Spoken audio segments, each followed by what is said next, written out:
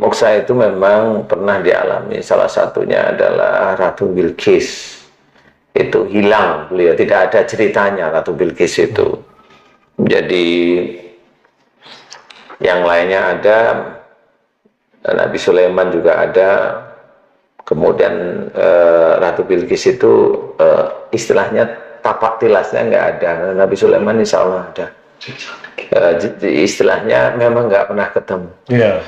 Nah itu apa ya namanya? Itu bisa saja dikatakan hilang atau moksa. Makanya sebagian dari riwayat itu menceritakan bahwa Ratu Bilqis atau Balqis dari negeri Saba atau Seba itu diklaim dia itu ratu dari kerajaan jin.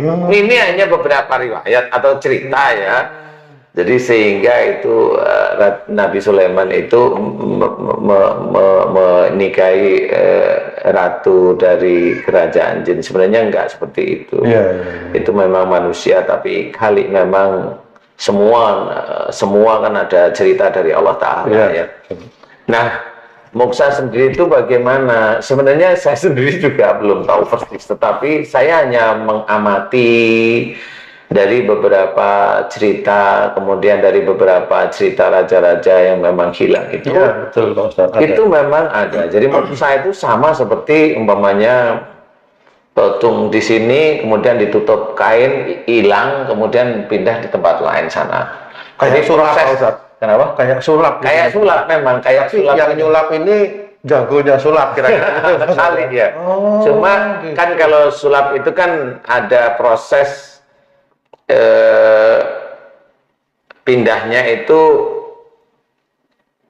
waktunya pendek, sangat pendek istilahnya. Jadi waktunya itu hanya sekedipan mata. Ya, ini betul, kalau sulap. Betul. Kalau moksa itu dia, kalau saya berpikir itu seperti terkunci istilahnya. Jadi ilmunya itu pada waktu menghilang itu terkunci istilahnya.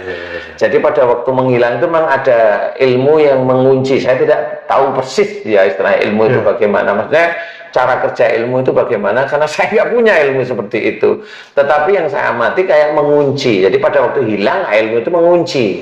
Maksudnya ilmu ini jin gitu Pak Ustaz? Ya bisa aja dikatakan jin juga. Gimana lagi? Namanya ilmu-ilmu begitu rata-rata jin ya. Kalau saya mau kaitkan dengan cerita di dalam surat Al-Kahfi ini, mohon maaf Pak Ustaz, ada beberapa laki-laki dengan seekor binatang yang dia tertidur hampir 300 sekian tahun. Apakah itu kalau mau disamakan dengan fenomena moksa ini apa mirip-mirip seperti itu? Oh beda Pak Ustaz ya? Itu beda, karena kalau itu cerita itu ditidurkan oleh Allah Ta'ala. Ada banyak kejadian-kejadian ya, Pak Ustaz ya? Jadi moksa beda dengan itu. Kalau moksa itu orangnya mati atau enggak itu Pak Ustaz? Setahu saya enggak mati. Orangnya itu nggak mati Pak Ustaz? Insya Allah nggak mati. Dia masuk ke dunia jin. Jadi kalau masuk ke dunia jin, nanti tahapan dia matinya nanti pada saat kiamat kubro. Apakah mereka itu orang muslim Pak Ustaz? Nggak harus muslim ya itu ya. Jadi kalau muslim, kalau memang muslim yang benar ya nggak ada moksa kayaknya ya. Jadi, karena kalau dalam Islam, dalam Quran kan disebutkan ada kullu nafsin dha'iqatul maut, bahwa setiap yang bernyawa pasti akan mengalami mati kan? Ya. Nah, moksa ini kan tidak mati menurut Pak Ustaz tadi. Enggak mati. Sampai berapa lama bisa? Nah itu gimana tahunya Pak Ustaz itu kalau enggak mati? Jadi moksa itu kayak struktur tubuh manusia itu dihentikan. Dihentikan. Ruhnya Pak Ustaz gimana? Nah, dia masih punya ruh aja. Ini kekuasaan Allah. Kalau itu sudah menyentuh ke kekuasaan Allah ya, ilmu kekuasaan Allah. Jadi saya tidak tahu persis ya. Yang saya tahu dia akan berhenti pada waktu umpamanya tung itu mau moksa sekarang ya, sampai besok umpamanya tahun 1000 tahun lagi ya begini aja wajahnya. Berarti moksa itu yang diinginkan oleh yang mau moksa atau memang ada diinginkan oleh yang mau moksa itu. Jadi kayak umpamanya kerajaan Brawijaya, dia nggak mau dikalahkan, dia nggak mau dikalahkan, intinya saya ingin menghilang, saya ingin di surga tanpa saya itu begini, gitu kali ya, saya belum paham betul, tapi itu kan keinginan, sehingga pada waktu itulah dia membaca mantra, di mana mantra itu sebenarnya mantra penghilang aja. Nah, karena dia ingin di surga, dia tidak ingin terbebani dengan dunia kali. Nah, yang tidak terbebani di dunia ini kan biasanya itu di alam jin yang nggak ada makan, nggak perlu makan, nggak perlu ini, nggak perlu ini, nggak perlu ini gitu. Nah, ini hanya penelitian saya aja, ini subjektif. Jadi silahkan kalau memang yang lain mau memberikan referensi, silahkan. Ini hanya pengetahuan ini aja. Pengetahuan yang saya ketahui. Ya, ini subjektif saya. Nah, kali akhirnya mengunci ilmu mantra yang dia ucapkan, dia hilang, kemudian mengunci karena dia ingin tidak terbebani dengan sifat manusia. Sifat manusia itu ya ada matinya, ada ininya. Jadi seperti mengunci istilahnya. Bagaimana itu bisa mengunci? Itu hanya Allah Ta'ala yang punya ilmu-ilmu begitu, kan Allah ya.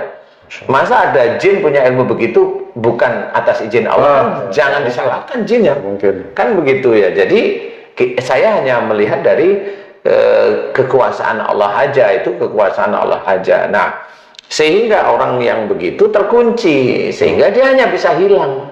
Nah, hilang dia di mana? Nah, hilang dia bisa antara jin dengan manusia. Di alam itu? Di alam itu aja dua.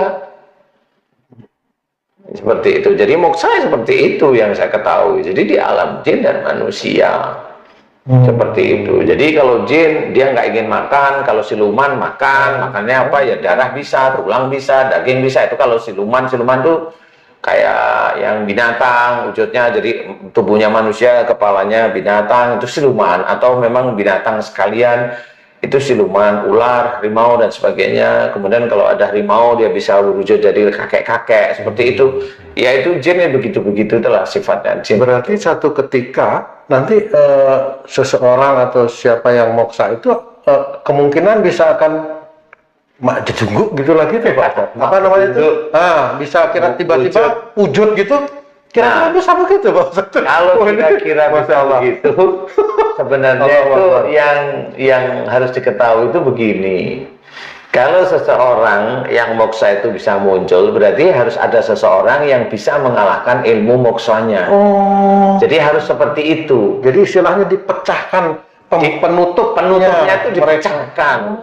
Gitu. Jadi itu dipecahkan. Intinya kayak mamanya sihir. Saya sering nangani sihir. Sihir itu kan ada benda sihirnya, alat sihirnya, kemudian ada mantra yang dimasukkan, kemudian ada CCTV dari dukun. Itu kan harus diketahui dan harus dimohonkan kepada Allah Ta'ala. Kenapa dukun itu punya CCTV atau dukun itu punya cara untuk melihat, oh orang ini ada di sini, orang ini ada di sini, ya dia punya ilmu itu. Nah itu harus dihancurkan. Nah siapa yang bisa menghancurkan? Ya orang yang memang diizinkan oleh Allah Ta'ala untuk menghancurkan. Mau menghancurkan ilmunya dukun, mau menyelamatkan dukunnya, mau menghancurkan alat-alatnya, itu hanya Allah Ta'ala kalau sudah seperti itu.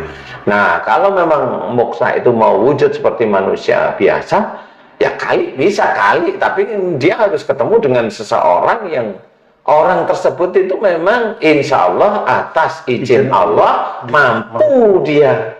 Masya Allah. Atas izin Allah mampu. Ya, sudah titik itu. Ya gimana caranya mampu? Ya dicari aja di dunia ini kira-kira siapa yang tahu tentang moksa, bagaimana mengunci ilmu moksa itu, mengunci dari ilmu hilang. Nah kalau ada orang yang kan sama, umpamanya kita dari sini mau ke Monas itu kan sudah diurut, mau jalan lewat mana, lewat ini, jam sekian, ada ganjil genap, mau yang mana, kan harus begitu. Lah kalau dia tidak tahu asal jalan, kan tangkap polisi, kan nggak sampai ke Monas. Iya. Kan begitu cara mikirnya, kan gitu. Runutnya seperti itu. Iya, kalau ada sihir, itu ada alat sihirnya, ada mantra sihirnya, di dalam juga ada mantra sihirnya, ada benda sihirnya. Lah itu kalau nggak dihancurkan, lah sampai kapan ya nggak akan bisa sembuh orang seperti itu. Wong dia cara kerjanya aja nggak ngerti, kerja sihir itu nggak ngerti. Sama seperti mamanya kita itu ada mobil, ada kunci mobilnya, ada persnelengnya, ada koplengnya, ada remnya. Lah kalau nggak pernah tahu cara ngidupin mobil, mana bisa hidup itu mobil? Kan pakai otaknya begitu. Sama seperti itu, pakai baju, ada kancingnya, dibuka kancingnya dulu, dipakai, ya ada juga yang brosot lewat belakang, ya silakan. Belum lagi yang luar mana, yang dalam mana, kan begitu. Jadi intinya adalah moksa itu terkunci oleh sesuatu. Jadi ilmu menghilang, terkunci ilmu lain yang memang dia senantiasa ada di dunianya para jin. Kalau dia raja, berarti jin itu mengakui figur rajanya dia, sehingga dia membawai ya jin, ya teman-temannya dia yang pada saat itu diajak mokso, ya raja, ya patehnya, ya hulu balangnya, orang dipercaya, kemudian umpamanya yang bawa, yang ngurusin hewan-hewan kesenangan dia, yaitu diajak hilang semuanya. Kalau dia mau mengaminkan, ya sudah, mengaminkan itu mau, maksud saya bukan mengaminkan secara Islam ya, dia itu istilahnya ya Prabu, ya Gusti, mau gitu, yang ngumpul hilang sudah. Masya Allah. Semua bendanya yaitu ya kalau memang moksa, insya Allah yang saya ketahui seperti itu. Yang moksa yang namanya Brawijaya moksa, Gajah Mada moksa, Joyoboyo moksa, kemudian Ratu Sima moksa, kemudian Prabu Siliwangi moksa, Budawaka, Brahmakandi moksa, banyak. Sumatera juga ada, saya lupa ya di situ. Jadi banyak sekali yang moksa. Lah itu gimana moksa? Saya juga tidak tahu. Kenapa mereka itu moksa? Kenapa moksa itu kok banyaknya dari Indonesia? Saya juga tidak tahu. Betul. Di Indonesia yang banyak. Ya, iya.